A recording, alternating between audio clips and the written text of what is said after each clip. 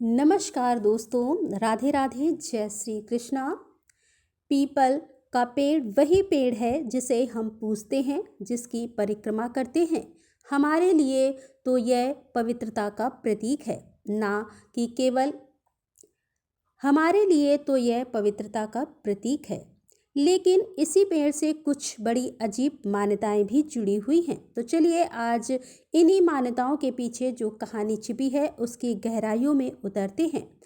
आखिर क्यों रात में पीपल के नीचे आराम करना इतना गलत कहा जाता है कि अशुभ माना जाता है?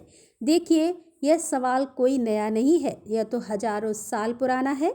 पद्म पुराण, जो हमारे सबसे पुराने ग्रंथों में से एक है, उसमें सौनक जैसे महान ऋषियों तक यही सवाल पूछा था और इसका जवाब वह छिपा है एक बहुत ही दिलचस्प, एक असाधारण कहानी में। इस कहानी की शुरुआत होती है सृष्टि की शायद सबसे बड़ी घटनाओं में से एक से। वो समय जब देवताओं और असुरों ने मिलकर अमृत पाने के लिए विशाल ब्रह्मांडीय सागर का मंथन किया था। तो होता यूं है कि जब समुद्र मंथन शुरू हुआ तो एक के बाद एक अद्भुत चीजें निकलने लगी। अमृत, कौस्तुभ, मणि और ना जाने क्या क्या। फिर प्रकट हुई सौभाग्य और समृद्धि की देवी लक्ष्मी जी, जिन्होंने भगवान विष्णु को अपने पति के रूप में वर्ण किया। लेकिन कहानी में एक ट्विस्ट है। उसी मंथन से लक्ष्मी जी से ठीक पहले उनकी बड़ी बहन भी जन्मी थी और उनका नाम था आलक्ष्मी, यानी दुर्भाग्य की देवी। अब यहाँ देखिए, यह बात कितनी दिलचस्प है कि ब्रह्मांड कैसे संतुलन बनाता है। एक तरफ थी लक्ष्मी, जो भगवान विष्णु के दिव्य धाम बैकुंठ में रहती थी, सुख समृद्धि का प्रतीक, और दूसरी तरफ थी अलक्ष्मी, ठीक उनकी उल्टी, दुर्भाग्य का प्रतीक। उनका रूप, रंग और स्वभाव इतना अप्रिय था कि कोई भी देवता या ऋषि उनसे विवाह के लिए तैयार ही नहीं था। उस युग में एक बहुत गहरी मान्यता थी, यह कि अगर घर की बड़ी बेटी अविवाहित रह जाए तो उस परिवार के सारे पुण्य नष्ट हो जाते हैं। पुण्य मतलब पीढ़ियों से जमा किए गए अच्छे कर्म। अपनी बहन की यह हालत देखकर देवी लक्ष्मी बहुत दुखी हुई और उन्होंने भगवान विष्णु से प्रार्थना की कि वह लक्ष्मी के लिए कोई योग्य वर जरूर खोजे। और बस यही से कहानी एक ऐसा मोड़ लेती है जिसके बारे में किसी ने सोचा भी नहीं था। देवी लक्ष्मी की विनती सुनकर भगवान विष्णु ने आलक्ष्मी के विवाह का जिम्मा अपने ऊपर ले लिया। तो जब आलक्ष्मी को विवाह के लिए लाया गया तो उनका स्वरूप देखकर सच में सब चौंक गए। पुराणों में जैसा बताया गया है, उनकी जीभ मोटी थी, बाल एकदम रूखे और भूरे, नाक कान पैर बहुत लंबे पर हाथ छोटे से थे, और उनकी आवाज़ वह तो बेहद कर्कश थी। मतलब उनका पूरा व्यक्तित्व ही नकारात्मकता और कलह का प्रतीक था। तब भगवान विष्णु पहुँचे महान वैदिक ऋषि उद्दालक के पास। ऋषि उद्दालक अपनी तपस्या और ज्ञान के लिए बहुत प्रसिद्ध थे।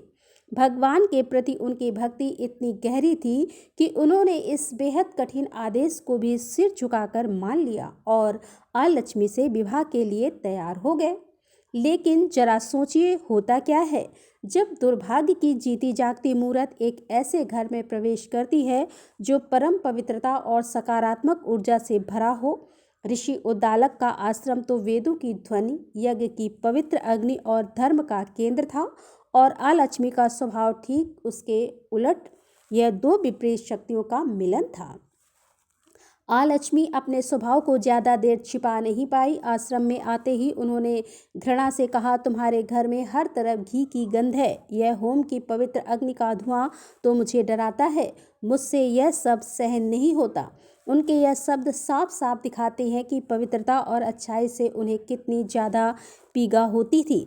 यहाँ पर यह टकराव बिल्कुल साफ दिखता है। जहाँ ऋषि के आश्रम में वेद मंत्रों से शांति थी, वहीं आलक्ष्मी को तो झगड़े, जुआ, छल, कपट और दूसरों की बुराई करने में ही मजा आता था। एक तरफ धर्म और पवित्रता और दूसरी तरफ अधर्म और कलह, यह एक ऐसा मेल था जो चल ही नहीं सकता था। ऋषि उद्दालक को बहुत जल्द यह एहसास हो गया कि उनकी पत्नी धर्म का नाश करने वाली है। मतलब वह सिर्फ नियम नहीं तोड़ रही थी, बल्कि अपनी मौजूदगी से उस जगह की पूरी आध्यात्मिक शांति को ही नष्ट कर रही थी। तब उन्होंने एक बहुत कठोर फैसला लिया, उन्हें अलक्ष्मी को छोड़ना ही होगा। वह दिन शनिवार का था। ऋषि ने अलक्ष्मी से कहा कि वह उनके लिए उनकी पसंद का खाना लाने जा रहे हैं और यह कहकर वो उन्हें एक घने जंगल में एक बहुत बड़े पीपल के पेड़ के नीचे बिठा गए और फिर वो उन्हें वहीं अकेला छोड़कर हमेशा हमेशा के लिए अपने आश्रम वापस लौट आए। पूरे 3 दिन और 3 रातें अलक्ष्मी उसी पेड़ के नीचे अकेली अपने पति का इंतजार करती रही। जब सूरज ढलता और जंगल में घना अंधेरा छा जाता, तब जाकर उन्हें यह एहसास हुआ कि उन्हें हमेशा के लिए त्याग दिया गया है। उनका दिल टूट गया और वह जोर जोर से विलाप करने लगी। उनका रोना सुनकर भगवान विष्णु और देवी लक्ष्मी उनके पास पहुँचे। उन्होंने अलक्ष्मी को अपने साथ बैकुंठ चलने को कहा, पर अलक्ष्मी ने साफ मना कर दिया और यह उनकी कहानी का सबसे शक्तिशाली पल था जहां उन्होंने अपनी सच्चाई को स्वीकार किया। उन्होंने कहा, मेरा जन्म अशुद्धता की कीचड़ से हुआ है।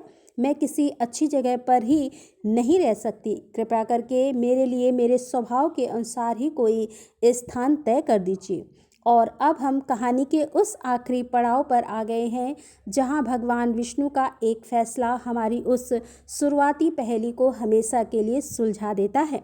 भगवान विष्णु ने अलक्ष्मी के लिए ठीक उसके स्वभाव के हिसाब से जगह तय की।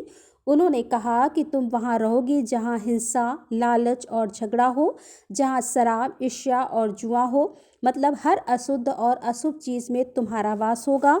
और फिर उन्होंने आखिरी बात कही, और रात के समय तुम इसी पीपल के पेड़ में निवास करोगी जहाँ तुम्हें त्यागा गया था। तो इस तरह भगवान विष्णु ने उस पीपल के पेड़ को एक दोहरी प्रकृति दे दी।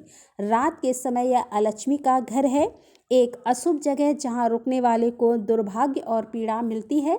लेकिन शनिवार को, यानी जिस दिन लक्ष्मी को त्यागा गया था, उसी दिन यह पेड़ स्वयं विष्णु का रूप माना जाता है और इसीलिए उस दिन इसकी पूजा करने से भक्तों को दुर्भाग्य से मुक्ति और भगवान का आशीर्वाद मिलता है। तो यह वही प्राचीन कहानी है जो हमें बताती है कि रात में पीपल के नीचे आराम करना क्यों मना है और क्यों रविवार के दिन उसे छूने से भी मना किया जाता है। यह सब कुछ दुर्भाग्य की देवी अलक्ष्मी और भगवान विष्णु के उस अंतिम फैसले से जुड़ा हुआ है। यह कहानी हमें सोचने पर मजबूर करती है कि हमारी रोज़मर्रा की और कितनी ही परंपराओं और मान्यताओं के पीछे ऐसी ही गहरी और प्राचीन कहानियाँ छिपी हो सकती हैं। राधे राधे, जय श्री कृष्णा।